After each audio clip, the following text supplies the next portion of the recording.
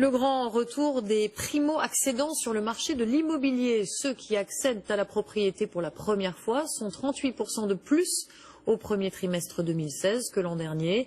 Une tendance qui pourrait durer grâce à des taux d'intérêt bas, un prêt à taux zéro avantageux.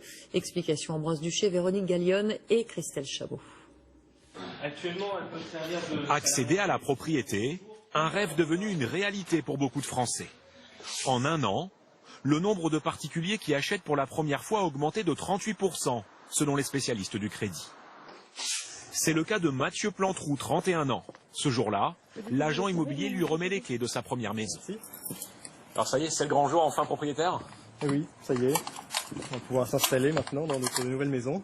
Avec sa compagne, ils ont eu un coup de cœur pour cette maison de 90 mètres carrés en région parisienne. Prix d'achat, 162 000 €. Une grande pièce à vivre, 2 chambres à l'étage et quelques travaux à prévoir.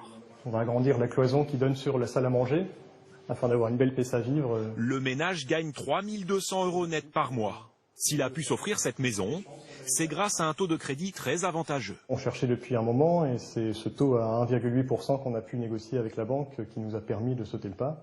Grâce à ces taux très bas passés sous la barre historique des 2%, mais aussi aux prêts à taux zéro accordés plus facilement, les primo-accédants empruntent davantage, 176 355 € en moyenne, contre 173 591 l'an passé, et sur une durée plus courte, 234 mois contre 239.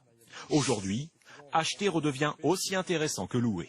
Une demande plutôt grandissante de la part des primo-accédants, intéressés pour être propriétaires de leur futur logement, en se disant qu'effectivement le montant de l'engagement n'est pas plus élevé que celui d'un loyer, donc forcément ça rassure et ça donne envie.